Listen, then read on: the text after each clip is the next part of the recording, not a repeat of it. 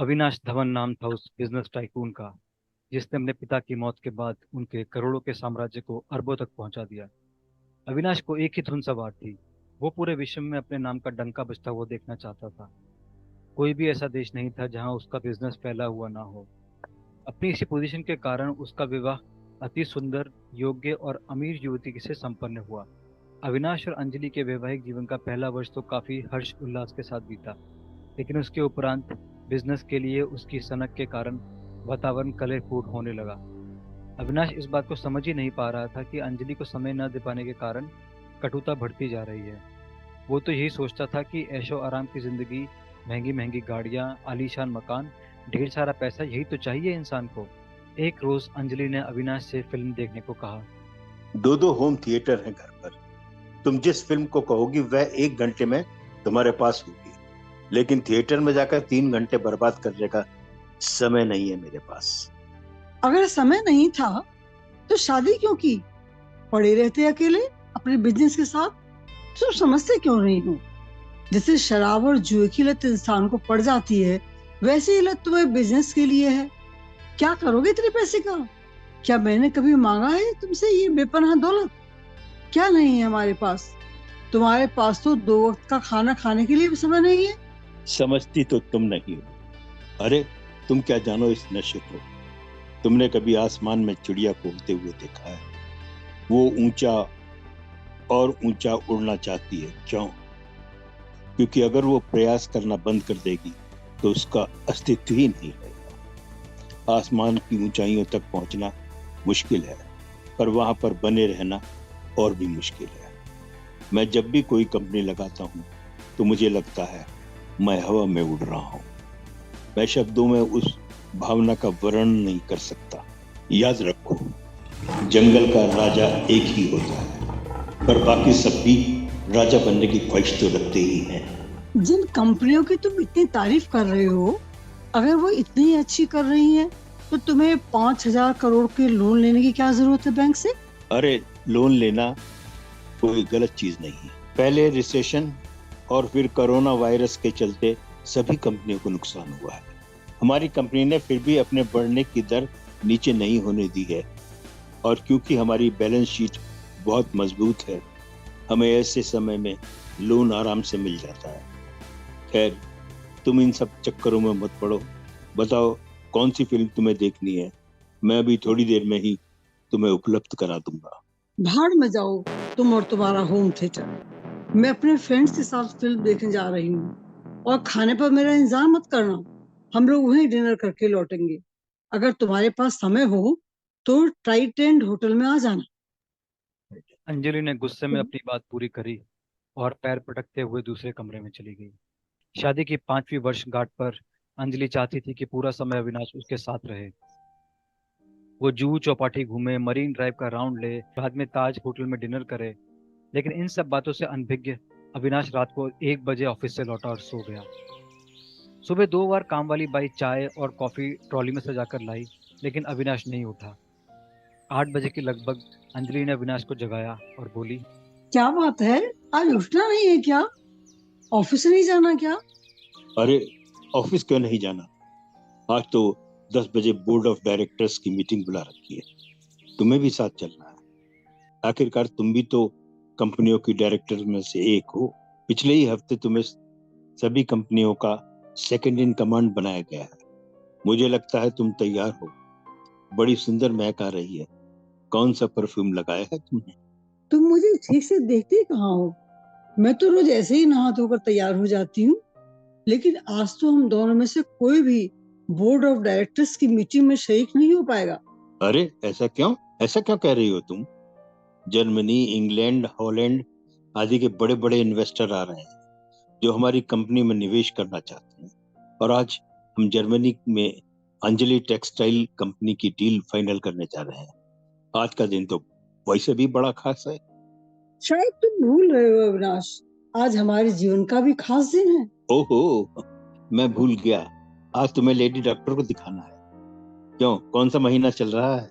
अविनाश, तुम मजाक कर रहे हो या सच में तुम्हें पता नहीं है?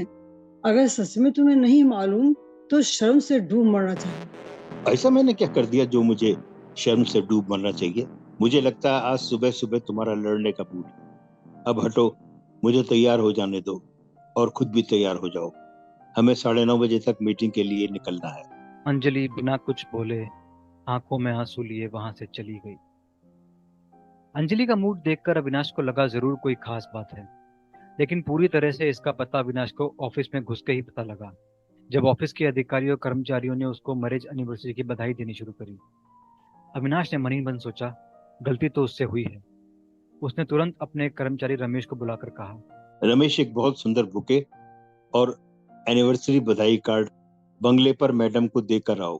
फिर उसने मोबाइल पर एक बढ़िया सा मैसेज अंजलि को भेजा और अंत में लिखा, अंजलि, सुबह का मजाक कैसा लगा तुम्हें? मुझे याद था आज हम लोगों की मैरिज एनिवर्सरी है। आज रात का भोजन हम लोग 5 स्टार होटल में ही करेंगे। तुम 9 बजे तक तैयार होकर होटल आ जाना। 1 घंटे बाद अविनाश ने रमेश को अपने केबिन में बुलाया और पूछा, बुके और बधाई कार्ड मैडम को दे आए? रमेश ने झिझकते हुए कहा, जी हाँ, दे आया था, लेकिन मैडम बहुत गुस्से में थी। उन्होंने बुके और बधाई कार्ड लेने से इनकार कर दिया। उसने अविनाश को ये नहीं बताया कि मैडम ने बुके फेंक कर मारा था और बधाई कार्ड के टुकड़े टुकड़े करके हवा में उड़ा दिए थे। अविनाश ने कई बार अंजलि को फोन लगाया पर उसने नहीं उठाया। हार कर अविनाश ने लैंडलाइन पर फोन किया, लेकिन क्योंकि उस पर नंबर नहीं आता इसलिए अंजलि ने फोन उठा लिया। यार अंजलि, ये क्या बचपना है? ऐसा बिहेव क्यों कर रही हो? प्लीज अब तो अपने मूड को ठीक कर लो। शाम को डिनर पर चल रही हो ना? और मैं 2 दिन के लिए अपने सारे कार्यक्रम स्थगित कर रहा हूँ। हम लोग जहाँ तुम कहोगी घूमने चलेंगे। रहने दीजिए मिस्टर अविनाश, मैं आपकी ऐसी चिकनी चिपड़ी बातें पहले भी बहुत बार सुन चुकी हूँ। मेरे लिए अपना कोई प्रोग्राम कैंसिल करने की आवश्यकता नहीं है, क्योंकि आपके पास तो मेरे लिए समय ही नहीं है। समय की कीमत तो आप उस दिन जानेंगे जिस दिन हम में से एक रह जाए। प्लीज अंजलि, एक मौका तो दो, फिर मैं तुम्हें दिखा दूंगा कि मेरे पास तुम्हारे लिए समय ही समय है। रहने दीजिए बेकार की बातों को, लेकिन आपके उन मेहमान की खातिरदारी करने में आज शाम को होटल पहुंच जाऊंगी जिनके लिए आपने डिनर पार्टी रखी है। देखो अंजलि, तुम फिर बेकार की बातें कर रही हो। न जाने क्यों बात बढ़ाने में तुम्हें मजा आता है। देखो, पार्टी में कोई तमाशा खड़ा मत कर देना, जैसा तुम कई बार कर चुकी हो। मैं प्रकाश को लिमोसिन के साथ भेज रहा हूँ। वो हमारा विश्वसनीय ड्राइवर है, उसके साथ आ जाना। और सुनो, वो हीरे का नेकलेस पहनकर आना जो पिछले महीने हमने लिया था। बहुत जचता है तुम पर। पता नहीं किस नेकलेस की बात कर रहे हो, मेरे पास ऐसा कोई नेकलेस नहीं है। और मिस्टर अविनाश, अब तो आखिरी बार फुल एंड फाइनल तमाशा होगा। लेकिन घबराओ नहीं, आज उसका समय नहीं है। डिनर पार्टी के लिए पैसा पानी की तरह बहाया गया था। सजावट और खाने पीने के मेन्यू में किसी तरह की कमी नहीं रखी गई थी। कॉन्टिनेंटल डिशेस का विशेष रूप से प्रबंध था। ड्रिंक्स काउंटर पर विश्व की महंगी से महंगी शराब का बंदोबस्त था। होटल के गेट पर अविनाश और अंजलि के फोटो लगे हुए थे, जिसके नीचे लिखा था 5th मैरिज एनिवर्सरी। ऑर्केस्ट्रा पर मधुर एवं मध्यम स्वर में संगीत बज रहा था। देश की जानी मानी हस्तियों के साथ साथ विदेशी मेहमानों का भी जमावड़ा था। ठीक 9 बजे अंजलि की लिमोजिन पोर्च पे आ गई। अंजलि के ड्राइवर प्रकाश ने कार का दरवाजा खोला। अंजलि स्वर्ग की अप्सराओं सी लग रही थी। उसके आते ही बहुत से कैमरों की फ्लैशलाइट चमकने लगी। सामने वीडियोग्राफर वीडियो बना रहा था। अविनाश ने आगे आकर पारंपरिक तरह से अंजलि का स्वागत किया और उसके कान में धीरे से बोला, बहुत सुंदर लग रही हो तुम। काला टीका तो लगा लेती, किसी की नजर न लग जाए। बदले में अंजलि थोड़ा शर्माते हुए बोली, तुम भी किसी से कम नहीं लग रहे। आओ, आज से हम तुम एक नई शुरुआत करें। अंजलि ने अपना सर अविनाश के कंधे पर रख दिया और आंखें बंद कर ली। सारे मेहमानों ने तालियां बजाकर अविनाश और अंजलि का स्वागत किया। महिलाएं दोनों पर पुष्प वर्षा कर रही थीं। मेहमान जो अपने साथ तोहफे लाए थे, एक एक करके दोनों को देने लगे। अविनाश ने सारे तोहफे रिसेप्शन काउंटर के पास एक मेज पर रखवा दिए। सभी मेहमान पार्टी एंजॉय कर रहे थे। ड्रिंक्स काउंटर पर खासी भीड़ थी। ड्रिंक्स के बाद में नाच गानों का दौर चला। सभी विदेशी मेहमानों ने अंग्रेजी धुनों पर डांस किया। पार्टी रात को 2 बजे तक चलती रही। जब सब थक गए तब एक एक करके विदा हुआ। अंजलि और अविनाश भी बहुत थक गए थे। सब मेहमानों को सी ऑफ करके दोनों ने 2 मिनट के लिए आराम कुर्सी पर बैठकर विश्राम किया। अविनाश ने सभी कर्मचारियों को खाना खाने के बाद कहा। आप लोग भी घर जाइए और आराम कीजिए।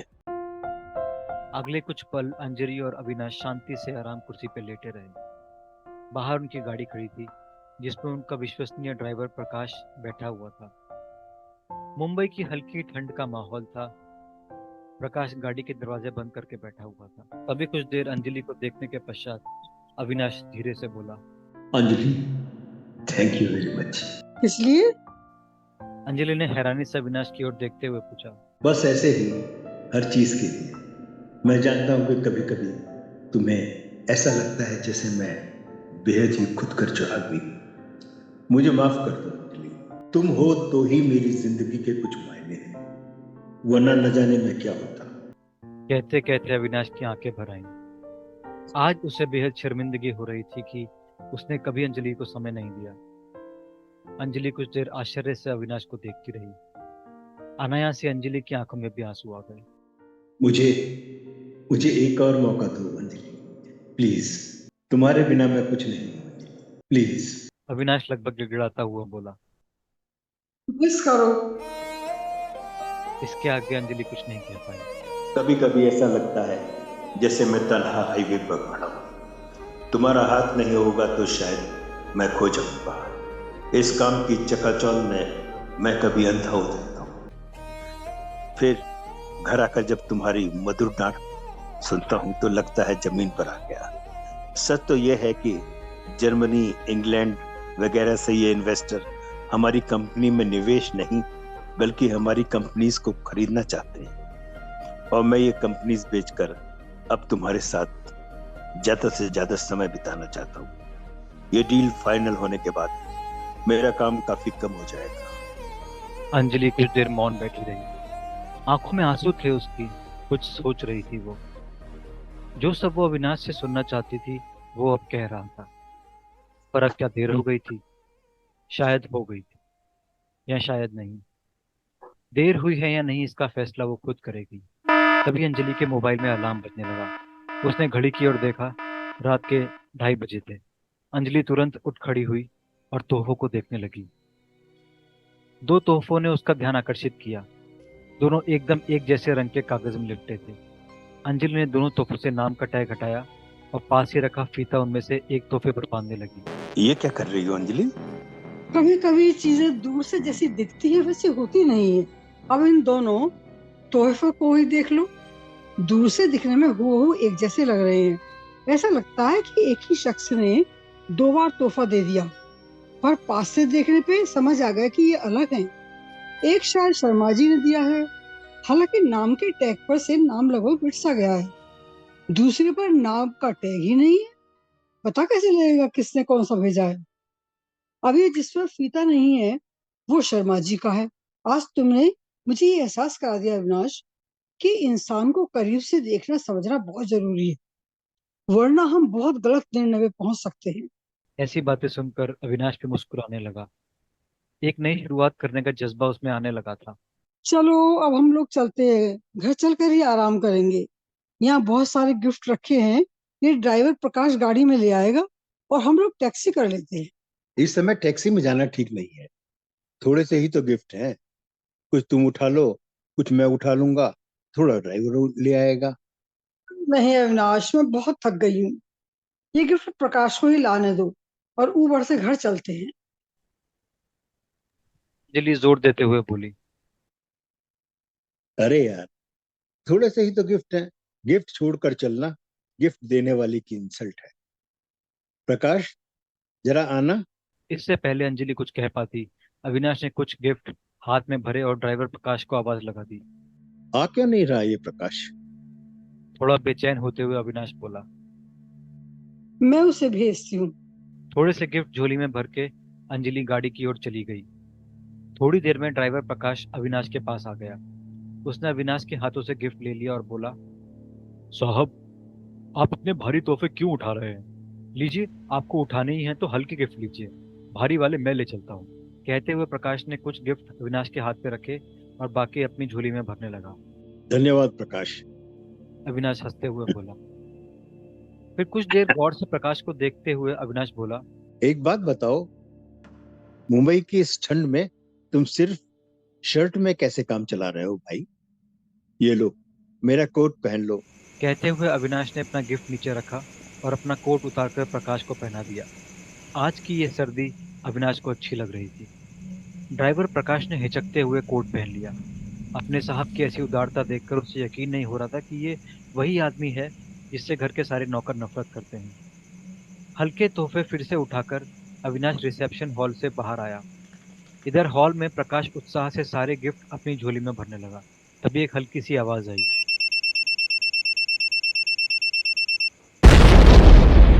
अगले ही पल एक बड़ी जोर से धमाका हुआ। होटल का फर्श हिल गया। होटल के बाहर खड़ा अविनाश भी धमाके की चपेट में आ गया। वो जोर से जमीन पर गिरा और बेहोश हो गया। होटल का on duty staff manager security guards के साथ तुरंत भागकर घटनास्थल पर पहुंचा। दो पल के लिए अंजलि को पता ही नहीं चला कि अचानक हुआ क्या। विस्फोट इतना भयंकर था कि उसकी आवाज दूर दूर तक सुनी गई। दो गार्ड तुरंत टॉर्च लेकर पोर्च में आ गए। मैनेजर ने तुरंत फोन करके सिटी हॉस्पिटल से 2 एम्बुलेंस मंगवा ली। अंजलि अविनाश को हिलाकर जगाने का प्रयास कर रही थी और रो रही थी। अंजलि विक्षिप्त सी हो गई थी।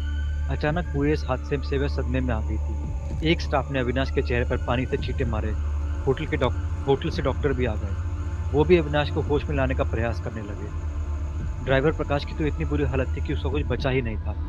दोनों को एम्बुलेंस से हॉस्पिटल ले जाया गया, जहां डॉक्टर्स ने प्रकाश को मृत घोषित कर दिया और अविनाश को आईसीयू में भर्ती किया गया। एरिया के पुलिस इंस्पेक्टर दिवाकर तुरंत सूचना मिलते ही अपनी टीम के साथ होटल पहुंचे। वहां अपने सब इंस्पेक्टर से उन्होंने कहा, तुरंत फोटोग्राफर, फिंगरप्रिंट एक्सपर्ट को बुलाकर जांच पड़ताल करो। मैं 10 मिनट में सिटी हॉस्पिटल होकर आता हूँ। इंस्पेक्टर दिवाकर ने हॉस्पिटल में आकर डॉक्टर से पूरा हाल जाना। डॉक्टर ने बताया, इंस्पेक्टर साहब, ड्राइवर में तो कुछ बचा ही नहीं था। उसके चिथड़े ही हॉस्पिटल लाए गए हैं। अविनाश की हालत बहुत नाजुक है। अभी कुछ कहा नहीं जा सकता। उन्हें आईसीयू में भर्ती किया गया है।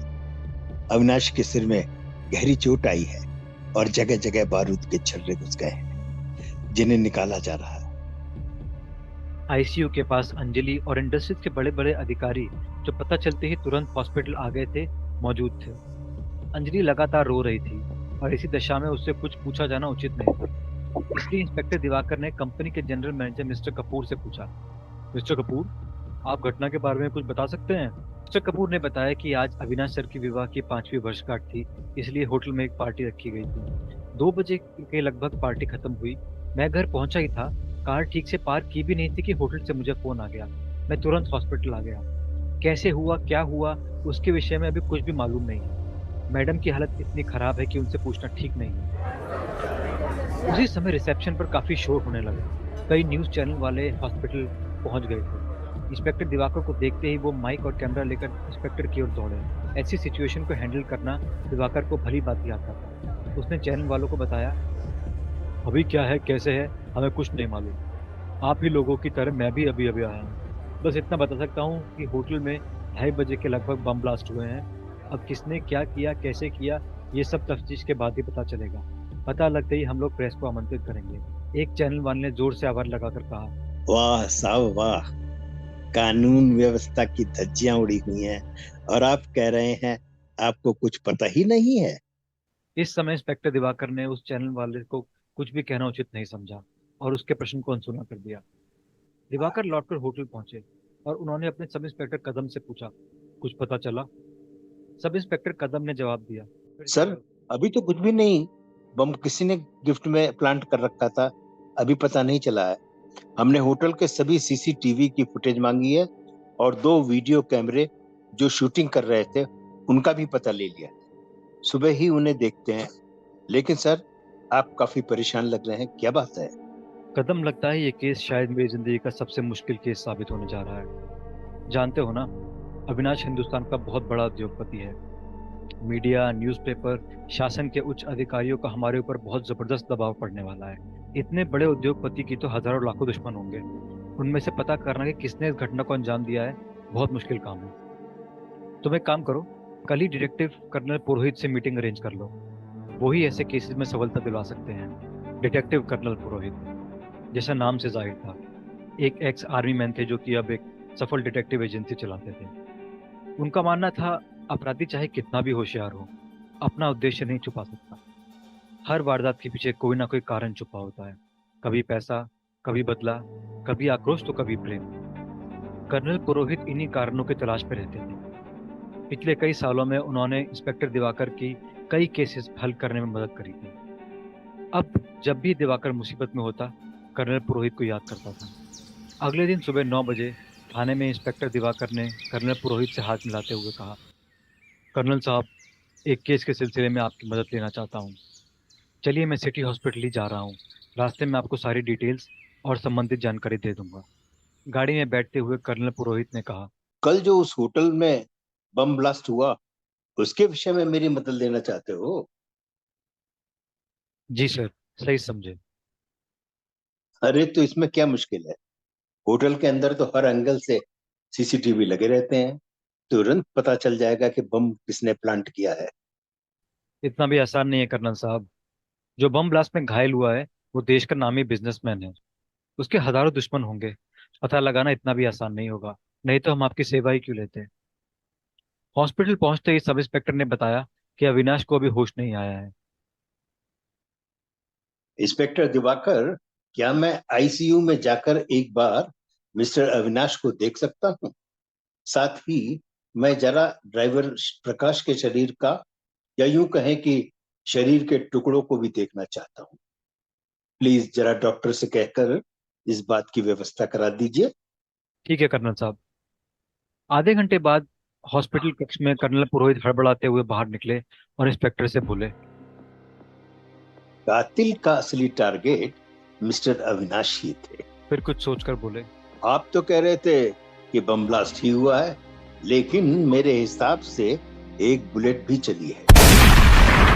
ड्राइवर प्रकाश के दाएं कंधे के टुकड़े जो मिले हैं, उस पर गोली का निशान है। पुलिस वाले आश्चर्य में पड़ गए। सब इंस्पेक्टर कदम ने कहा, सर, आप गलत सोच रहे हैं। सर, अगर बुलेट इंजरी होती तो किसी न किसी ने तो गोली चलाने वाले को देखा ही होता। और आप इतने विश्वास से कैसे कह सकते हैं कि गोली ही चली है? बम का छर्रा भी तो हो सकता है। दिवाकर ने डांटते हुए कहा, अपना बचाव मत करो कदम। जब कर्नल साहब कह रहे हैं कि बुलेट इंजरी है तो वही होगी। हमने इतने केस हैंडल नहीं किए जितने साल से कर्नल साहब ये काम कर रहे हैं। गोली बारूद और इनसे उत्पन्न घावों पर कर्नल साहब से ज्यादा जानकार शायद हमारे देश में दूसरा कोई नहीं है। हमारे देखने में ही कमी रही होगी। दिवाकर ने कर्नल साहब से कहा, तो इसका मतलब क्या समझा जाए कर्नल साहब? अभी कहना कुछ मुश्किल है। सब इंस्पेक्टर कदम, एक काम करना, डॉक्टर साहब से बोलो कि इस घाव को स्कैन करके इसका 3D प्रिंट तैयार करा दें। और तुम अपनी टीम के साथ मौका वारदात की अच्छे से जांच करो। गोली प्रकाश के शरीर में नहीं है, इसका मतलब ये है कि जरूर उसका कंधा चीर कर उस रिसेप्शन हॉल में कहीं न कहीं होगी। कुछ तो अटपटा है उस गोली की घाव में, जो मैं समझ नहीं पा रहा हूं। फिर इंस्पेक्टर दिवाकर को संबोधित करते हुए कर्नल साहब बोले, चलिए होटल चलकर एक बार घटनास्थल का मुआयना भी कर लिया जाए। कर्नल साहब काफी देर तक मौका मुआयना करते रहे। मैनेजर और वेटर्स के बयान दर्ज किए। सिक्योरिटी टीम ने बताया कि उन्होंने पूरी जगह की जांच समारोह शुरू होने के कुछ मिनट पहले ही की थी, इसलिए बम का पहले से होटल में होना नामुमकिन है। अगर सिक्योरिटी ठीक कह रही है तो बम पहले से ही होटल में आ गया। इसका एक ही मतलब हो सकता है कि समारोह के दौरान किसी ने बम प्लांट किया। लेकिन ये कैसे हो सकता है कर्नल साहब? इस तरह से समारोह में सबकी नाक के नीचे से बम कैसे लाया जा सकता है? इंस्पेक्टर दिवाकर ने पूछा। कर्नल पुरोहित ने रिसेप्शन टेबल के नीचे पड़ा एक छोटा सा मेटल का टुकड़ा उठाया और कुछ देर मुआयना करने के बाद बोले, मिस्टर दिवाकर, बम के अंदर टाइमर भी लगा हुआ था। कातिल शायद चाहता था कि बम ब्लास्ट अविनाश के शयन कक्ष में हो। चलिए मिस्टर दिवाकर, वीडियोस देखते हैं, लगता है उनमें कोई राज छुपा है। होटल के मैनेजर ने सिक्योरिटी रूम में उस रात की वीडियो रिकॉर्डिंग लगा दी। कुछ पल शांत रहकर कर्नल पुरोहित बोले, इंस्पेक्टर दिवाकर, जरा ध्यान से देखिएगा। जो लोग गिफ्ट दे रहे हैं उनमें अगर कुछ भी असामान्य दिखे तो स्टॉप बोल दीजिएगा। मानता हूं बम लगाया नहीं जा सकता, तो क्या गिफ्ट तो किया जा सकता है ना? दोनों काफी देर तक वीडियो खंगालते रहे। ज्यादातर गिफ्ट देने वाले कपल्स थे जिन्होंने मुस्कुराते हुए गिफ्ट अविनाश और अंजलि के हाथ में रखे थे। स्टॉप। वीडियो में काले रंग का सफारी पहने साधारण सा आदमी दिखाई दिया जिसने गिफ्ट मेज के ऊपर रख दी और तेजी से मुड़कर बाहर भाग गया। वो गिफ्ट उसने मिस्टर अविनाश और मिसेज को नहीं दिया। दिवाकर और कर्नल ने 3 बार वीडियो रिवाइंड और फॉरवर्ड किया, किसी भी फ्रेम में उसका चेहरा नहीं दिख रहा था।